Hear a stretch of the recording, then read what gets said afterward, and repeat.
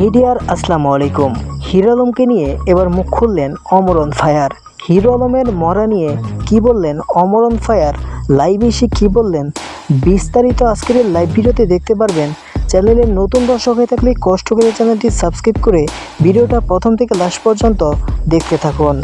Amar on fire লাইভে এসে বলে, আমি ফেসবুকে এই নিউজটা দেখেছি, হিরো আলমকে জড়িয়ে ধরে একজন কান্না করছে, দেখে মনে হচ্ছে হিরো আলম মারা গেছে। তারপর আমি যখন ভিডিওটা ভালো করে দেখলাম, তারপর দেখলাম হিরো আলম মুখ নাড়াচ্ছে, তখন বুঝলাম এটা হিরো আলমের একটি অভিনয় ছিল। কিন্তু হিরো আলম এটি কেন করলো এবং কোন দিক থেকে এটি অভিনয় ছিল নাকি কোনো গানের শুটিং ছিল, এখনও পর্যন্ত হিরো আলমের মুখ থেকে কোনো কিছুই শোনা যায়নি। এই অমর অন ফায়ার এই বিষয়টা একটু ফানিভাবেই নিয়েছে এবং অনেক অডিয়েন্স এবং তার ফ্যান এই বিষয়টাকে যেমন ফেসবুকে পোস্ট করছে, ঠিক তেমনি টিকটকেও এই নিউজটা ভাইরাল।